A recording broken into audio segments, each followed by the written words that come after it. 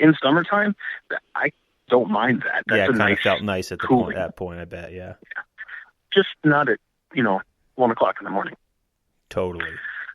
So we get to this little section, this little junction that I was mentioning, and the path, very well worn. We followed it, and all of a sudden we pop out into this area with a lot of space between trees. I wouldn't say it was a clearing because it wasn't a full clearing, but there was definitely enough space between trees that I could hang a couple of my hammocks. I'm a hammock guy, and I always going to keep an eye out for places like that. This would be an awesome hammock spot. And there was like a couple rocks put together in a makeshift fire pit. I'm like, where are we? This is different. Checked the maps, checked all my information that I had, points of interest. None of it had anything there. So they're like, okay, this is not expected, but let's see what we got. So the three of us, we looked around for foot trails, and we found a bunch. Now, these unmarked trails are considered herd paths, I guess, and a lot of them were started from animals, I would say. So it would not be a surprise if there's other animals that are walking through these areas and creating paths of their own. So hindsight, I'm thinking maybe that's what this was. So we each found a number of little paths off of this clearing area with the fire pit. They didn't lead anywhere. So we came back to the fire pit, took out our map, took out our compass. Actually, all three of us had compasses. So we took out the compasses, took out the map, and we said, okay, let's use our, skills here and figure out where we are, where we need to go, and what the situation is. Interesting point about this location in the Adirondacks. So the Upper Works used to be an iron mine, right? An iron ore mine. There's a lot of iron ore in the mountains in the Santanoni range and out in that part of the park. Iron ore does funny things to compasses. It's the only thing I can really think of, because we were standing within a couple of feet of each other, and all of our needles were pointed in different directions. Wow. What do you do at that point, right? Yeah. You can't use the compass reliably. The tool was not functioning the way, we know it's to function normally. So it was an interesting situation. What we ended up doing at that point was kind of exploring a bit more the area. My hope was, again, this is 1 o'clock in the morning.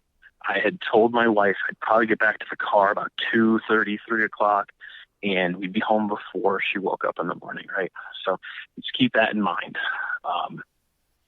So my thought process was, well, I think we can probably look through this brush and it'll pop out onto the trail. We're right there. It's got to be right here, based off of everything we've found so far, where we look like we are on the map. This is where it should be. And so we did a little bit of bushwhacking.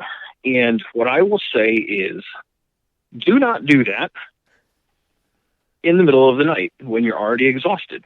Totally. Because that's when you start making poor decisions.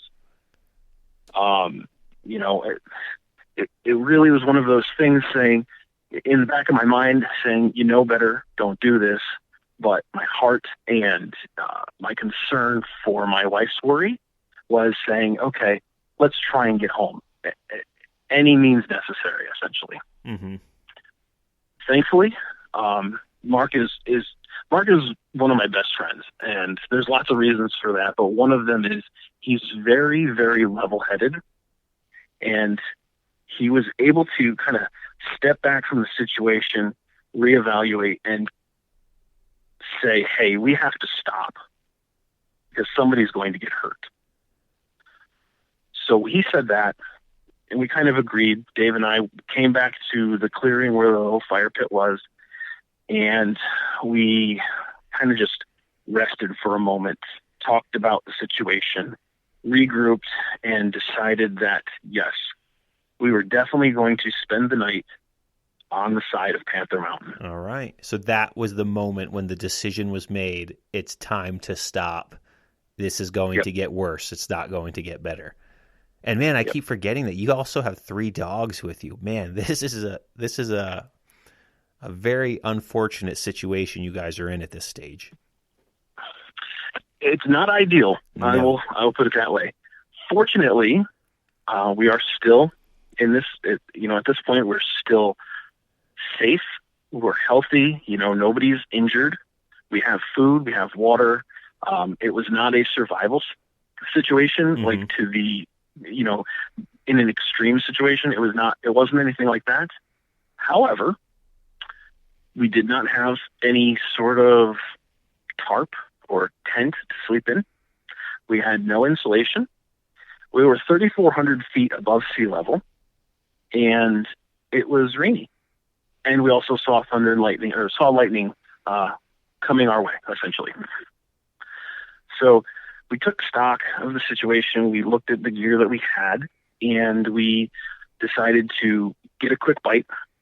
So we had some jerky, some gorp, other snacks, got some water, made sure that we kind of took care of that need immediately, because it was something that was quick and easy, and it let us sit down and kind of calm ourselves at that point.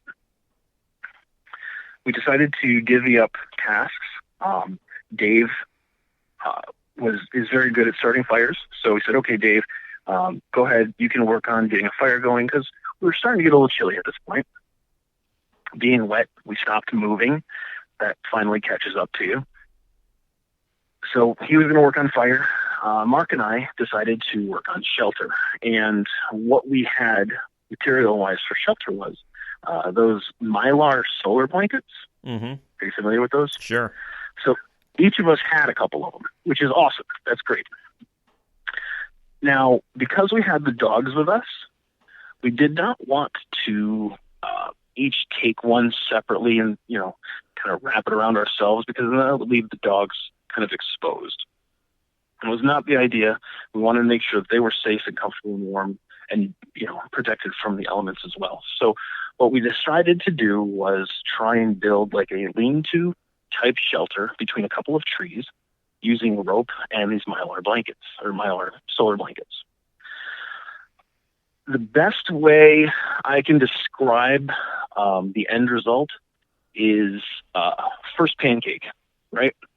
So when you're making pancakes in the morning on Saturday or Sunday, you get up, you get your mix ready, you turn the burner on, you kind of either butter or spray the pan to make sure nothing sticks, and you put that first pancake on there, and it stays on just a little too long because you're not exactly sure what the heat setting is or when you should flip it, because, you haven't made pancakes in a week. Sure. Well, it's basically like taking the bullet for the rest of them. They're going to be better after I kind of take the heat right now as the first pancake. No, I love the analogy. Perfect. Exactly. So this shelter was the first pancake. Burnt edges, still edible with enough butter and syrup. Man, I need it that was. Right now. Yeah, I'm with you. So it was not a good shelter. It did not keep us terribly warm, but it did keep a little small bit of rain off of us, which was it was nice. And that's clutch at that point. It's very important to stay as dry as possible. Exactly. So we got that done, and unfortunately, remember, it has been raining. Dave couldn't get a fire going because everything was wet. Yeah. It had been wet for days prior to that day. It had gotten wet again that night. So where was he trying to make the fire again? You said there was like little makeshift camping area of some sort. Did you say something along those lines? Yep. This clearing that we were in, it looks like people had camped there. Okay.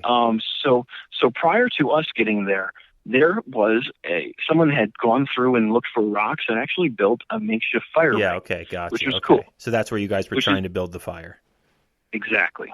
We were trying to get something going there, and there was enough material around, but it was all sopping wet. It was just not. Given the fact that it was 1:30 in the morning, everything was wet. We were tired. it was not worth the effort to continue to try and make the fire. So we ended up, kind of cuddling up with the dogs and trying to get a little bit of shut-eye. How wide would you say your shelter was, your makeshift lean-to there? Like how big are we talking? We took 2 of the solar blankets and duct taped them together because we had duct tape with us. And that would be the width and depth of it. So I would say it was about 6 foot deep and maybe 7 or 8 feet wide. Okay, maybe. Sure. And the 3 dudes and 3 dogs. All right. Yep. Let's and we're not small guys. Sure. Yes.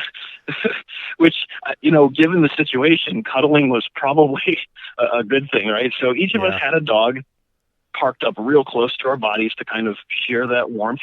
And we had a blanket over the top, each of us had a blanket over the top of us and a dog. And we tried to get some shut-eye.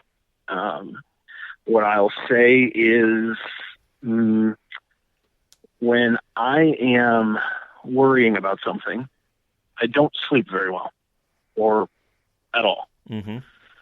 So I got very, very little sleep because I was worried about how the wife and kids were going to do in the morning when they woke up and I wasn't there.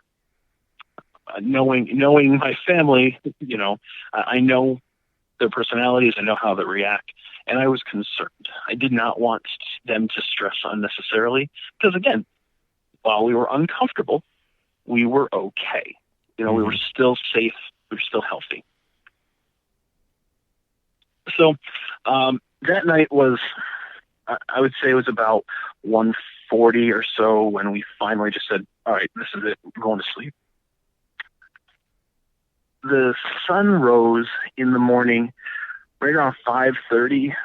So I was up at 5:25 after about 37 minutes of sleep. Yeah, I could imagine. It was really not great. And sleeping on the ground is not comfortable when you don't have a pad. Yeah. You didn't get a lot of sleep because you weren't necessarily warm because the situation. But it is what it is. We got a little rest. We rested our legs, which was important.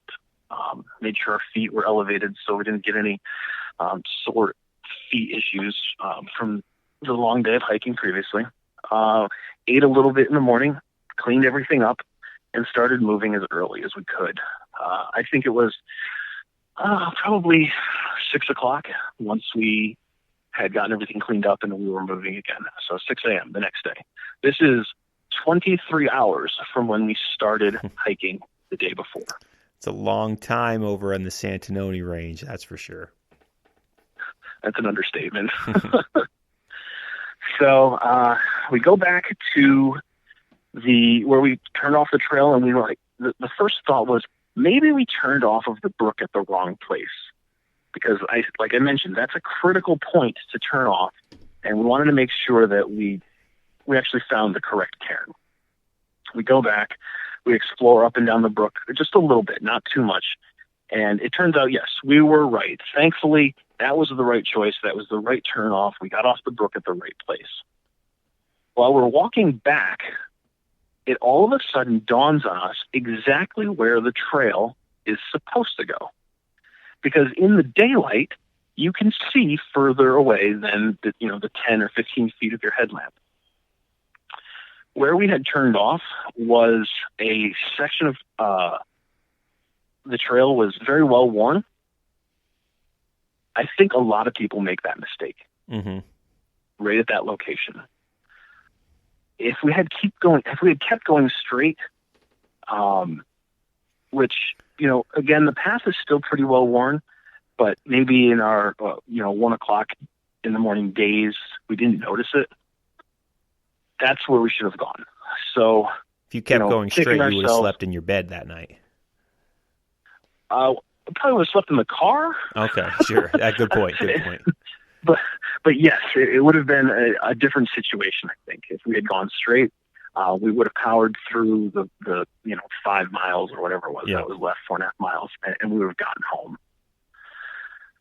Okay, well, knowing what the situation is, knowing that we were not lost, we were just a little off, trail, we decided to make a beeline as fast as we could, right? So the trail